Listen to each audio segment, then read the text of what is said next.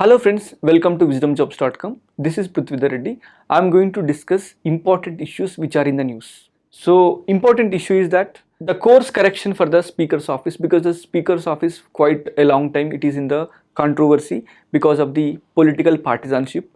So this article actually discusses the revamping of the partisanship in deciding the disqualifications, because the disqualifications were actually mentioned in the Anti-Defection Act on account of switching their loyalties from one political party to the other political party. So coming to the constitutional position of the speaker, the provisions of the speaker's office, Article 93 actually discusses there will be speaker and deputy speaker of the House of the People. So this is what the basic status of the speaker's office, and it says that the House of the People shall as soon as may be choose two members from the house to be respectively speaker and deputy speaker, and the house shall choose another member if the deputy speaker or speaker office fall vacant. So this is what the original provision with respect to the speaker's office and deputy speaker's office. And it also says Article 94 talks about the vacation and resignation of and the removal from the offices of the speaker and deputy speaker. So this is what the constitutional position with respect to the speaker and deputy speaker's office. It means these are the constitutional dignitaries who are elected from the house itself, and these are the important key constitutional positions who will actually preside the Lok Sabha, and at the state level they will preside the state legislative assembly. So coming to this article, the Supreme Court suggests a mechanism to decide the cases of the disqualification, because according to Anti-Defection Act, what happens, the speaker is the final authority to decide upon the disqualifications. It means whoever switches their loyalty from one political party to the another political party, they would attract the disqualification. So that power to decide upon the issue and the final authority in those issues is only the speaker's office. But what happened, the speaker's office is in the controversy because the speaker, since he belongs to one political party, and his position as a speaker depends upon the support of the ruling party. In those situations, compellingly, the speaker is forced to take some biased decisions and partisan decisions, and which may be favoring the ruling party. So this is what the contentious aspect of the speaker's office. Not only that, he deliberately causes the delay in the matters where it will benefit the ruling party.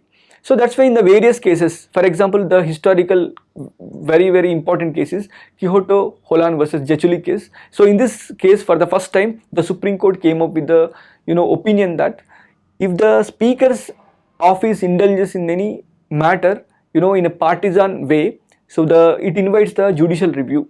So in that way, from that onwards, there is a constant judicial interpretations over the disqualification of the members, and the Supreme Court also in the recent times it is focusing more upon the speaker's unfettered discretionary powers with respect to the deciding upon the disqualifications on account of the anti-defection law. So coming to that, the Supreme Court has recommended that in the case of Kisham Meghachandra Singh versus Honorable Speaker, Manipur Legislative Assembly and others, it had made a significant suggestion. So what is that suggestion? It recommended that the Parliament should rethink so as to whether the disqualification petitions ought to be entrusted to a speaker as a quasi-judicial authority when such a speaker continues to belong to a particular political party, either de jure or de facto.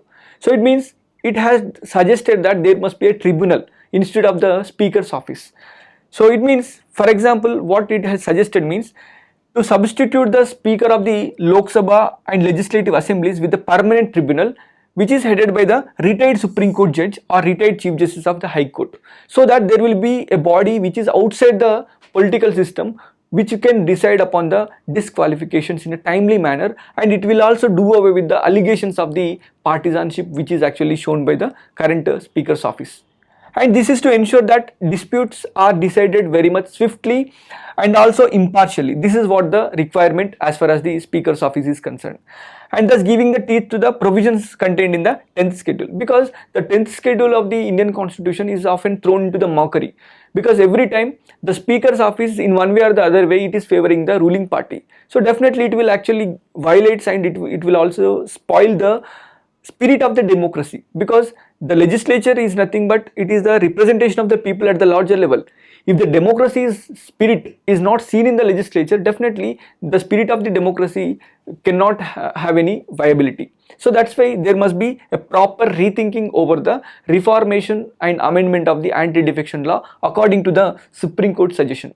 So coming to what are the basic functionalities associated with the Speaker's office. If we try to understand the duties of the Speaker's office, he is the arbiter and the quasi-judicial body. Quasi-judicial body means he is a partly judicial person, because he is deciding upon the issues where the ambit of the anti-defection law actually falls. So in that way he is acting as the arbiter as well as the quasi-judicial body.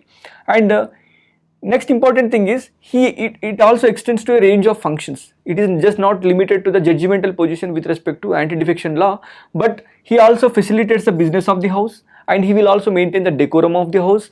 And the next important thing is the speaker also have extensive functions to perform in the matters of the regulatory, administrative, judicial, and falling under his domain. So in this way his functions are very much expansive functions. Ultimate interpreter and arbiter of those provisions which relate to the functioning of the house. He can interpret the rules, okay, he can explain the application of the rules. In that way he is the person who would regulate the affairs of the house. And the next important thing is Jawaharlal Nehru. According to the Jawaharlal Nehru's opinion, the speaker represents the house, she represents the dignity of the house and the freedom of the house, and because the house represents the nation. So this is what the expression. It means if the house is not in a particular order, definitely the national spirit, the democratic spirit will be in the violation. And he also says the speaker must be having the outstanding ability as well as the impartiality. If these elements are missing in the speaker's office, so definitely we have to rethink how to reform the system. Coming to the criticism of the speaker's office, in the several occasions the speaker's role has been questioned on the allegation of the bias, as I have discussed earlier. And notably there are many issues which are having political overtones, which are decided by the speaker in the capacity as a tribunal. So this is what the problematic thing. So any decision which is having a political overtones, definitely people will smell the partisan approach of the speaker. And in the case of Quixote Holon versus Jechulik case, the Justice J.S. Verma has actually commented that the speaker being an authority within the house and his tenure being dependent upon the will of the majority members, and the likelihood of the suspicion of the bias could not be ruled out. So definitely his tenure, his continuation as a speaker definitely depends upon the house majority.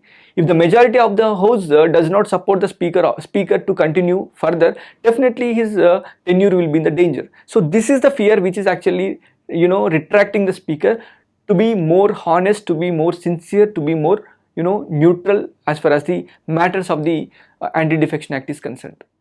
So that's why in the present circumstances it is not reasonably good to expect that speaker would be non-partisan.